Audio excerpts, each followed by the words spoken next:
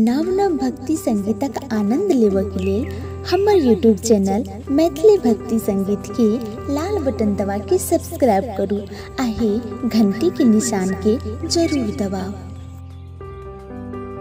ओना ते एक से एक गीत बहुत गीत हमारे गीत वायरल भेल अहाँ सब लाड़ प्यार दुलार दै छी। ओई गीत के शंभू यादव ऑफिशियल और बालकृष्ण के स्टूडियो के माध्यम से देखियो अपना मिथिला में एक से एक महापुरुष जन्म लेलखिन है।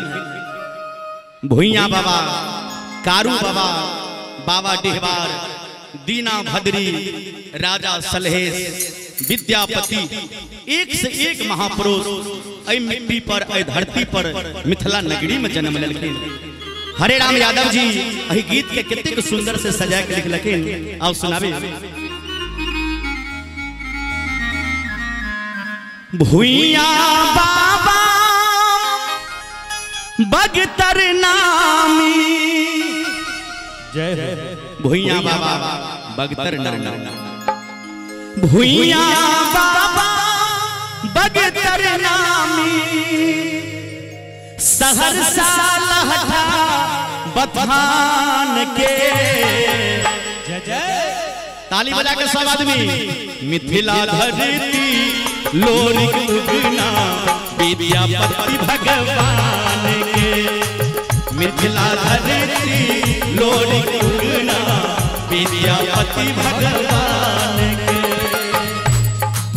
भुइया बाबा बगतर नामी, भुइया बाबा बगतर नामी, भुइया बाबा बगतर नामी, सहरसा लहठा बथान के। मिथिला धरती लोरिक उगना विद्यापति भगवान के, मिथिला धरती लोरिक उगना विद्यापति भगवान के।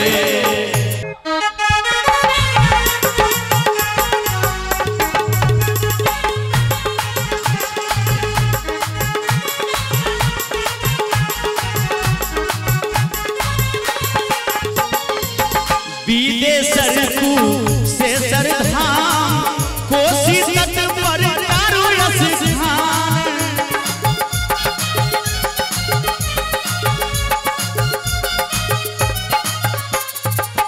बनडुली नरसर मैदान, केंगरा डीह पर लोरिक धाम,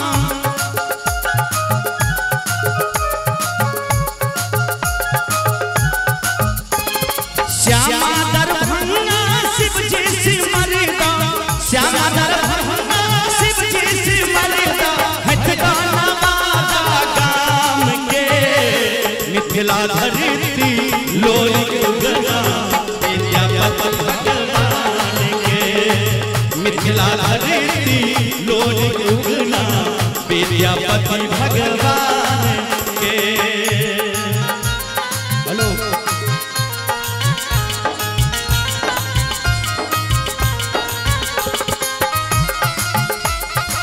जिया जिया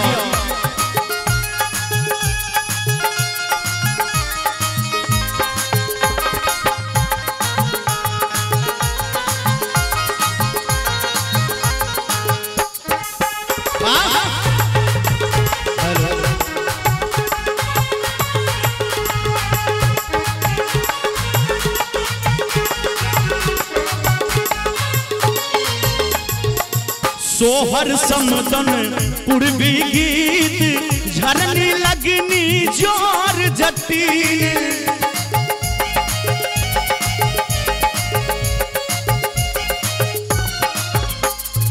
सोहर समदन पूर्वी गीत, झरनी लगनी जोर जटीन, खरामा के खट खट धोती के ढट्ठा, कुर्ता गमछा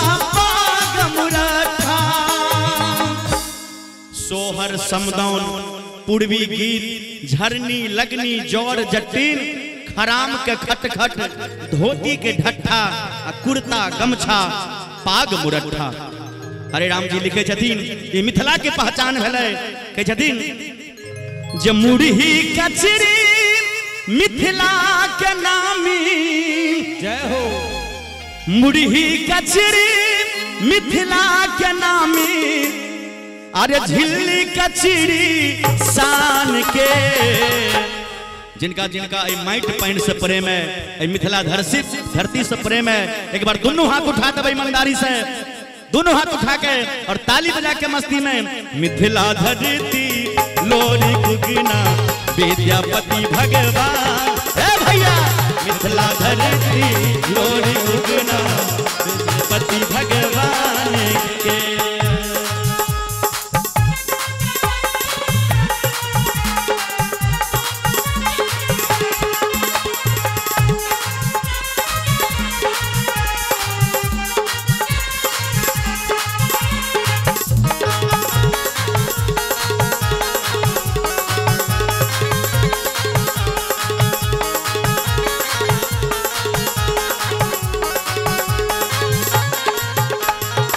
सिंहेश्वर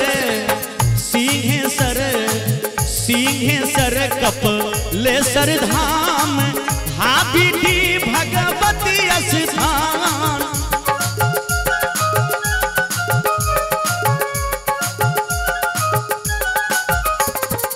सलहेश दीना भद्री महान दोकली धाम दरबेश्वर नाथ।